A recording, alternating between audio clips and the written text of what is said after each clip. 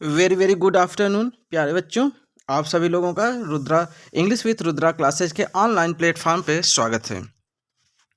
आज हम आप लोगों को सिखाएंगे कि कैसे पैसेज ट्रांसलेशन किए जाते हैं, और ये बहुत ही डिफ़िकल्ट होता है प्रत्येक स्टूडेंट के लिए। वो चाहता है कि उसको ट्रांसलेशन आ जाए। ग्रामर तो कई बच्चे पढ़ते हैं, ढेर सारे बच्चे ग्रामर पढ़ते हैं, लेकिन जब भी ट्रांसलेशन करने की बात आती है तो ज़रूर उनके दिल में एक डर आ जाता है कि मेरा ट्रांसलेशन कहीं गलत ना हो जाए। उसका सबसे बड़ा रीज़न क्या होता है कि ट्रांसलेशन की प्रैक्टिस। अगर आप टेंस तैयार किए हैं लेकिन अगर आप ट्रांसलेशन करना छोड़ दे रहे हैं तो निश्चित रूप से आप ट्रांसलेशन गलत करेंगे। और ये जो ट्रांसलेशन है, चाहे क्लास 10th हो, चाहे क्लास 12th हो, या हम ये कह सकते हैं कि 10th और 12th, ये तो बोर्ड एग्ज़ाम में पूछता ही है। इसके अलावा आप देखते हैं छोटे छोटे बच्चों से वन लाइनर ट्रांसलेशन पूछ लेते हैं, चाहे क्लास में हो या फिर राह चलते रास्ते में भी कोई बड़े लोग मिले और उन्होंने पूछ लिया कि बताओ बेटा किस क्लास में पढ़ रहे हैं आप। अगर उसने बोला कि हाँ इस क्लास में पढ़ रहे हैं तो वो सीधा धड़ाम से एक उनसे ट्रांसलेशन पूछ लेंगे, बताओ इसका क्या अनुवाद होगा। और आप सोचिए कि आप पढ़ रहे हैं और आप अगर उसके प्रश्नों का उत्तर नहीं दे पाए, अगर ट्रांसलेशन आपने बताया गलत बताया, तो सोचिए कि आपका कितना अपमान होता है कि हम पढ़ लिख कर के भी ग्रामर भी पढ़ रहे हैं लेकिन ट्रांसलेशन नहीं कर पा रहे हैं।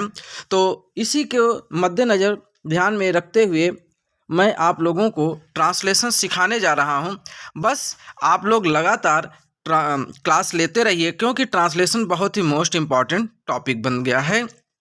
तो चलिए फिर देर नहीं कर देंगे, क्योंकि ठंडी बहुत तेज़ है स्टूडेंट, और बहुत तेज़ कड़ाके की ठंडी चल रही है। बस इसमें आप लोग चाय पीते रहिए, गर्मा गर्म जलेबी खाते रहिए और ट्रांसलेशन का मज़ा लेते रहिए। तो ज़रा सा इसको हम जूम कर दें। आप पहले अच्छा एक बार ट्रांसलेशन को पढ़ लीजिए।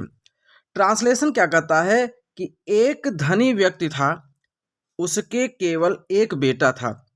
वह अपने बेटे को बहुत, यहाँ पे थोड़ा सा इरेज हो गया है, बहुत प्यार करता था, लेकिन लड़का प्रसन्न नहीं था। वह घर छोड़ना चाहता था। जी हाँ, लड़का घर छोड़ के कहीं जाना चाहता था। वह संसार देखना चाहता था। उसके पिता ने उसे बहुत सारे रुपए दिए। लड़का कई देशों में गया। उसने अपने सारे रुपए खर्च कर दिए। 1 साल बाद वह घर लौटा। वह थका हु वह थका हुआ था और भूखा था, लेकिन वृद्ध पिता प्रसन्न था, क्योंकि वह वृद्ध पिता अपने बच्चे को जो है बिल्कुल दुनियादारी कोई हकीकत को दिखाना चाहता था, और इसी बात से वह प्रसन्न था। चलिए फिर आपने ये पूरे पैसेज को पढ़ लिया, ठीक है। ईश्वर करें कि यही पैसेज आपके बोर्ड एग्जाम में आ जाए, चाहे क्लास 10th में या क्लास 12 में, तो बहुत बढ़िया रहेगा। तो खैर चलिए अब इसको जो है थोड़ा सा जूम कर लें और एक एक लाइन, क्योंकि देखिए जब भी आप पैसेज कर रहे हैं तो पैसेज को आप ये मत सोचिए कि वो बहुत बड़ा पैसेज है, बात समझ रहे हैं ना। आप उसके एक एक लाइन को करिए, जहाँ पे फुल स्टॉप। देखिए अनुवाद करने का तरीका क्या होता है कि आप ढेर सारा पैसे मिल गया, 10 लाइन का, 12 लाइन का, लेकिन आप एक लाइन को पकड़िए जहाँ तक फुल स्टॉप है। एक लाइन हो गया यानी वन लाइनर बन गया। एक धनी व्यक्ति था, तो पहले तो इसका अनुवाद करिए। एक धनी व्यक्ति था, इसका अनुवाद बहुत से बच्चे ऐसे करते हैं कि एक धनी व्यक्ति था यानी हो जाएगा कि a rich rich man was, जबकि ये अनुवाद बिल्कुल भी नहीं होगा। ऐसा अनुवाद बिल्कुल भी नहीं होगा, इस प्रकार से नहीं किया जाएगा। थोड़ा सा हमें स्पेस चाहिए, और जिससे कि आपको हम अनुवाद करके दिखाते चले। देखिए अब नीचे हम आपको अनुवाद करते हुए देखें। जब भी इस प्रकार के जैसे अनुवाद आ जाते हैं, एक राजा था, जंगल में एक शेर था, तो इस प्रकार के जो भी ट्रांसलेशन होंगे माय डियर, वो देयर से स्टार्ट होंगे। किससे? देयर से। आप लिखते चलिए ट्रांसलेशन, क्या पता परीक्षा में आ जाए। तो there was a rich man, क्या हो जाएगा? रिच मैन, और ये फुल स्टॉप, ये आपका एक लाइन हो गया। There was a rich man. अब यहाँ पे देयर का प्रयोग क्यों किया गया? जहाँ पे कर्ता संभावित न हो, यानी कि जो सर्टेन न हो, वहाँ पे हम, या कहीं पे कोई वस्तु पाई जा रही हो, वहाँ पे देयर का प्रयोग किया जाता है। अगर टेंस में अंतर हो तो यहाँ पे आप वाज की जगह पे इज और सब्जेक्ट के अनुसार एम और आर, इस प्रकार से आप हेल्पिंग वर्ब को चेंज कर सकते हो। तो माय डियर, ये आप लोगों का वन लाइनर यानी कि पैसेज में एक लाइन आपने कंप्लीट कर लिया। There was a rich man. अब बात करेंगे हमारा दूसरा लाइन, उसके केवल एक बेटा था। तो अब इसका अनुवाद क्या होगा? जब देखिए यहाँ पे जैसे कहा जाए कि उसके केवल एक बेटा था, तो इस प्रकार का जो अनुवाद होता है माय डियर, वहाँ पे हैज, हैव और हैड, इनका प्रयोग कर्ता के अनुसार किया जाता है और टेंस के अनुसार। जैसे यहाँ पे उसके पास उसके केवल एक बेटा था ना, तो इसका अनुवाद हो जाएगा माय डियर ही हैड। अब यहाँ हैड क्यों लगेगा? क्योंकि पास्ट टेंस की बात हो रही है। तो ही हैड केवल एक बेटा का ना, तो he had only, ONLY, only माने इकलौता भी होता है, ध्यान दीजिएगा। ही हैड ओनली सन, ठीक है, ही हैड ओनली वन भी लगा दीजिए, ओनली वन सन, इकलौता, उसके केवल इकलौता बेटा था। ठीक है ना? ये कौन सा टेंस है? पास्ट टेंस की बात हो रही है। अब हमारा तीसरा सेंटेंस है, वह अपने बेटे को बहुत प्यार करता था। तो माय डियर, पहले आपको टेंस पहचानना होगा कि आखिर में यह कौन सा टेंस है कि वह अपने बेटे को बहुत प्यार करता था। यहाँ पे लास्ट में पहचानने के लिए होता है, जैसे ता था, ती थी, या फिर आ, ई और ए। आ, ई, ए की अगर मात्रा लग जाए लास्ट में, तो जान लीजिए कि वो टेंस कौन सा होता है? Past indefinite. कौन सा होता है भैया? पास्ट इनडिफिनिट टेंस होता है। तो इस प्रकार से इसका अनुवाद हो जाएगा। अब इसको आप पास्ट इनडिफिनिट टेंस में करिए, बताइए क्या हो जाएगा। पहले सब्जेक्ट देखिए क्या है, प्यार करता था। कौन प्यार करता था? वह। तो वह की इंग्लिश ही हो जाएगा। अब चूंकि पास्ट इंडिफिनिट है, तो आप जानते हो कि पास्ट इंडिफिनिट में वर्ब में कौन सा फॉर्म लगेगा? Second form. तो वर्ब का सेकंड फॉर्म लगाइए। लव होता है वर्ब, लव का second form loved, he loved, माने वह प्यार करता था। कैसे? बहुत प्यार करता था। He loved very much, he loved very much, यानी कि वह बहुत प्यार करता था। किसको? अपने बेटे को। टू हिज माने अपने। अब देखिए ही का अपना क्या हो जाएगा? हिज, ये पॉजेसिव केस है, ही का अपना। और ये ही क्या है? सब्जेक्टिव केस है।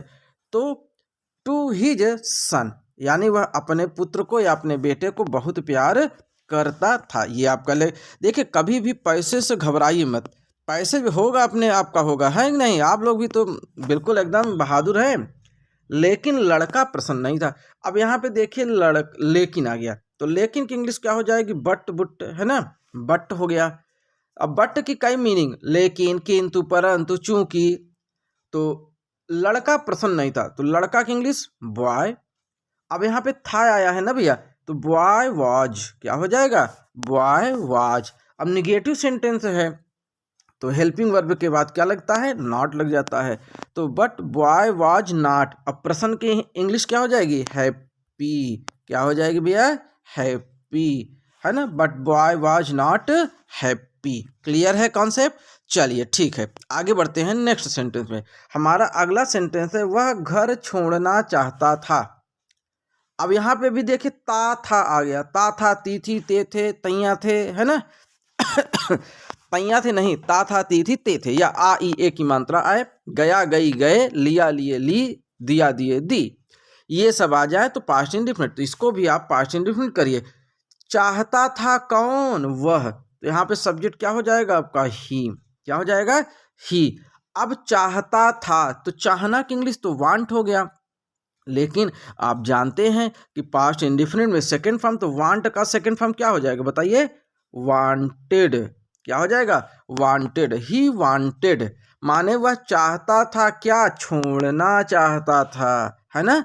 तो ही वांटेड टू लीव, अब यहाँ पे देखिए टू क्यों लग गया, क्योंकि यहाँ इन्फिनेटिव का प्रयोग, यहाँ ना ने नहीं आ गया, क्या आ गया, छोड़ ना आ गया ना, तो इसके लिए टू लगाना पड़ेगा। लीव, टू लीव माने छोड़ना चाहता था। ही वांटेड टू लीव, क्या छोड़ना था, हाउस या home. He wanted to leave home, लड़का जो है घर छोड़ना चाहता था, ठीक है ना, ये भी पास्ट इंडेफिनिट में। फिर वह संसार को देखना चाहता था, तो यहाँ भी देखिए चाहता था गया, तो फिर उसी प्रकार अनुवाद हो जाएगा, क्या हो जाएगा, ही वांटेड, क्या हो जाएगा भैया, ही वांटेड क्या, देखना। अब जैसे वहां पे टू लीव था, यहाँ पे टू सी हो जाएगा, ही वांटेड टू सी, माने वह देखना चाहता था क्या, संसार को, टू वर्ल्ड, WORLD, यानी वह देश दुनिया को देखना चाहता था, संसार को देखना चाहता था, ठीक है, ये भी आपका पास्ट इंडेफिनिट हो गया। फिर उसके पिता ने उसे बहुत सारे रुपए दिए, देखिए एक एक फुल स्टॉप पकड़ते चलिए, आपका सारा अनुवाद पैसेज वाला हो जाएगा। उसके पिता ने उसे बहुत सारे रुपए दिए, देखिए यहाँ पे एक ही मात्रा है ना, दिए, ए आ रहा है ना, तो पास्ट इंडेफिनिट हो गया। रुपए दिए, कौन दिए, सब्जेक्ट देखिए, रुपए दिए कौन, उसके पिता ने, तो उसके की इंग्लिश पजेसिव केस है तो हिज हो जाएगा, क्योंकि लड़के की बात हो रही है। लड़का कौन सा जेंडर होता है भैया, मैस्कुलिन जेंडर, तो ही लगता है तो उसके लिए हिज हो गया। हिज फादर, क्या हो जाएगा, हिज फादर, यानी उसके पिता ने क्या किए, दिए, तो गिव का सेकंड फॉर्म गेव हो जाएगा, हिज फादर गेव, उसके पिता ने दिए, किसको दिए, हिम माने उसे, हिज फादर गेव हिम, यानी देखिए उसके पिता ने उसको दिए, क्या दिए, बहुत सारे रुपए, अरे वाह भाई वाह, बहुत सारे, गेव हिम मेनी, या मेनी ना लगाइए, अलॉट ऑफ, सॉरी, अलॉट, यलोटी, अलॉट ऑफ मनी, क्या हो जाएगा, अलॉट ऑफ मनी, यानी his father gave him a lot of, sorry student, खांसी आ रही है, सर्दी जुकाम हो गया है, चलिए गर्मा गर्म चाय पियेंगे, कॉफी पियेंगे तो बात सभी सही हो जाएगा। लड़का कई देशों में गया, ये भी देखिए पास्ट इंडेफिनिट है, लड़का, लड़का का मतलब बॉय, लड़का का मतलब बॉय, लड़का कई देशों में गया, यानी कि अब यहाँ पे वर्ब का सेकंड फॉर्म लगाएंगे तो बॉय वेंट, क्या हो जाएगा, बॉय वेंट, माने लड़का गया, लड़का गया, लड़का गया, कहाँ गया, कई देशों में, boy went to many countries, many country, यानी कि लड़का जो है कई देशों में गया, ये आपका कंप्लीट हो गया। फिर अगला वाक्य क्या है, उसने अपने सारे रुपए खर्च कर दिए, ओहो फिजूल खर्ची में इन्वेस्ट कर दिया, तो ये भी देखिए पास्ट इंडेफिनिट टेंस है। खर्च कर दिए, कर्ता पकड़िए सब्जेक्ट, खर्च कर दिए, कौन खर्च कर दिया भैया, उसने, उसने का मतलब ही, उसने का मतलब ही। अब इसका वर्ब ढूंढे, उसने क्या कर दिया, खर्च कर दिया, तो इसका second form spend,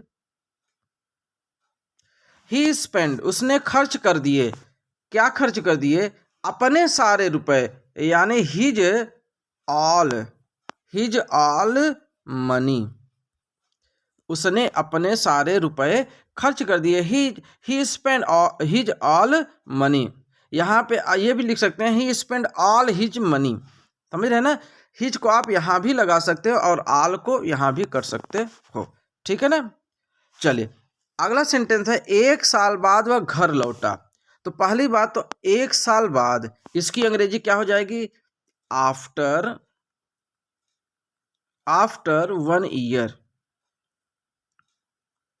after 1 year, यानी एक साल बाद वह घर लौटा, यानी ही, लौटा यानी पास्ट इंडेफिनिट हो जाएगा, है ना, लौटा नहीं कि लौटने लगा, यहाँ पे लौटा रिटर्न की बात हो रही है, तो ही केम बैक, पास्ट इंडेफिनिट में करेंगे तो केम माने वापस आना हो गया, तो केम बैक, या इसके साथ लगाइए केम बैक, आफ्टर 1 ईयर ही केम बैक, कहाँ, होम, वह अपने घर वापस लौटा, ठीक है ना, नोट करते चलिए, ट्रांसलेशन हो सकता है बोर्ड एग्जाम में आ जाए।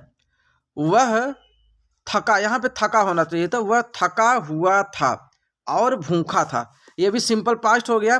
तो वह थका हुआ था, तो यानी ही, अब था की इंग्लिश वाज, ही वाज, अब थका, थका English tired, TIRED, he was tired, माने वह थका हुआ था।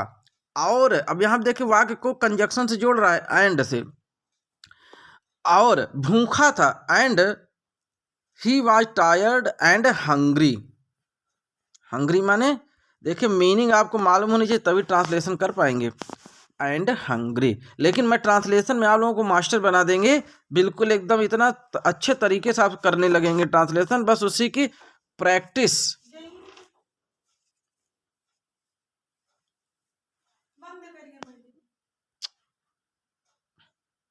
चलिए आगे चलते हैं, एक लाइन और बचा है।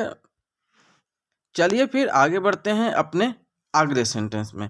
हमारा अगला सेंटेंस क्या कहता है कि लेकिन वृद्ध पिता प्रसन्न था। जी हाँ, लेकिन, लेकिन का मतलब ये कि बट, जी हाँ बट माने लेकिन, प्रसन्न था, कौन प्रसन्न था, वृद्ध पिता, माने लेकिन यानी बट ओल्ड, ओल्ड का मतलब वृद्ध, old father, old father was, old father was यानी बूढ़ा पिता, वृद्ध पिता क्या था, प्रसन्न था, यानी ओल्ड फादर वाज हैप्पी। ये आपका पैसेज ट्रांसलेशन हो गया। ठीक है माय डियर, अब ध्यान से देखिए कि आप लोगों को सबसे ज़्यादा किस पे फोकस करना है। अगर आप ट्रांसलेशन सीखना चाह रहे हैं तो पहली बात तो आपको रेगुलर, अगर आप चाहते हैं कि आप ट्रांसलेशन खूब अच्छे से करने लगें तो आप पहली बात तो रेगुलर क्लास को अटेंड करें, जो भी ट्रांसलेशन का है, ठीक है सॉरी स्टूडेंट, क्लास को अटेंड करिए रेगुलर। दूसरी बात, जितना वर्ड पावर आपका मजबूत होगा, जी हाँ वर्ड पावर, ये जितना मजबूत होगा आप उतना अच्छा ट्रांसलेशन कर पाएंगे। तीसरी बात, आपका टेंस, टेंस आपका मजबूत होना चाहिए। और टेंस में स्पेशली अगर बात करूं तो पास्ट इंडेफिनिट, पास्ट इंडेफिनिट और कॉन्टिन्यूअस और फ्यूचर इंडेफिनिट, यानी ये तीन टेंस तो आपको एकदम मौखिक रूप से इसके रूल पहचान ये आपको हर हाल में आने चाहिए, ठीक है ना। और आपको जितना ये लगे कि यह पैसेज कठिन है उसको उतना ही तोड़ कर करिए, जी हाँ उतना ही तोड़ कर करिए। जैसे मैंने आपको ये ट्रांसलेशन सिखा दिया ना, अब आप इस ट्रांसलेशन को नोट कर लीजिए और अपने से इस ट्रांसलेशन को करिए और तब मिलाइए कि आपने कितना सही किया और कितना गलत किया। इस प्रकार से जब आप ट्रांसलेशन करना सीख जाएंगे तो बिल्कुल आप चाहे पैसेज हो, कोई भी क्वेश्चन आंसर हो, आप अपने से क्वेश्चन आंसर बना के लिख लोगे। जी हाँ, जैसे बच्चे कहते हैं कि सर हमको सिखा दीजिए कि हम लॉन्ग टाइप आंसर याद न करें, अपने से लिखें, तो माय डियर उनके लिए यही एक संदेश है कि वो पहले ट्रांसलेशन और पैसेज ट्रांसलेशन जब आप इसमें मास्टर हो जाएंगे तो आप क्वेश्चन आंसर तो अपने से बना के लिख ही लेंगे, क्योंकि जो भी आप थिंक करेंगे, जो भी सोचेंगे, क्योंकि स्टोरी आप पढ़े रहेंगे और उसी को आप सोच करके लिखेंगे। जब आप सोच करके लिखेंगे तो कैसे लिखेंगे, हिंदी में तो लिखेंगे नहीं, आप उसी को क्या करेंगे, इंग्लिश में ट्रांसलेट करेंगे ना। तो जब आप इंग्लिश में ट्रांसलेट करेंगे तो आपको उसका नियम मालूम होना चाहिए, उसका आपको टेंस पता होना चाहिए, आपको वर्ड मीनिंग आनी चाहिए, तभी तो आप उसको बना के लिख पाओगे। तो इसलिए ये आप जो है पैसेज का जो प्रैक्टिस सेट है ये आप बिल्कुल मत मिस करिए। जो भी बच्चे हों, जो भी आपके दोस्त यार हों, उन सभी बच्चों को ये शेयर कर दीजिए, क्योंकि ये बहुत इंपॉर्टेंट टॉपिक चलने वाला। अभी तक आप लोगों ने जो भी पढ़ा उसमें सबसे ज़्यादा इंपॉर्टेंट आपका पैसेज ट्रांसलेशन है। ये किसी भी उम्र के बच्चे के लिए, किसी भी क्लास का हो, किसी भी बोर्ड का हो, सब के लिए है। जो पास आउट है उनके लिए भी ट्रांसलेशन बहुत ज़रूरी हो जाता है, ठीक है ना। तो ये पैसेज ट्रांसलेशन नंबर 1 था। अब आप लोगों को दूसरा पैसेज मिल जाएगा। लेवल जो है धीरे धीरे आपको हार्ड लेवल देते जाएंगे। चूँकि आज देख रहे होंगे ये ज़्यादा से ज़्यादा जिसमें जो सेंटेंस है वो पास्ट टेंस से रिलेटेड है। किससे? पास्ट टेंस से। तो एक बार आप लोग टेंस वाली कॉपी ओपन कर लीजिएगा कल के लिए, कि जो कल हम ट्रांसलेशन लेके आए वो आप मौखिक लगाते चलिए, हमारे साथ लगाते चलिए। तो टेंस एक बार ज़रूर रिवाइज कर लीजिएगा, ठीक है ना। तो चलिए आज की क्लास को यहीं पे ओवर करते हैं, द एंड करते हैं, और अगले क्लास में फिर हाजिर होंगे एक नए पैसेज ट्रांसलेशन के लिए। जी हाँ, बोर्ड के एग्ज़ाम को देखते हुए, जो कि आपके बोर्ड एग्ज़ाम 2024 में आने की संभावना हो, ऐसे ही ट्रांसलेशन मैं आपके लिए लेकर आऊँगा। आप ट्रांसलेशन को नोट करते जाइएगा, ठीक है। तो चलिए फिर आज की क्लास को यहीं पे समाप्त करते हैं और अलविदा साथियों। जय हिंद, जय भारत।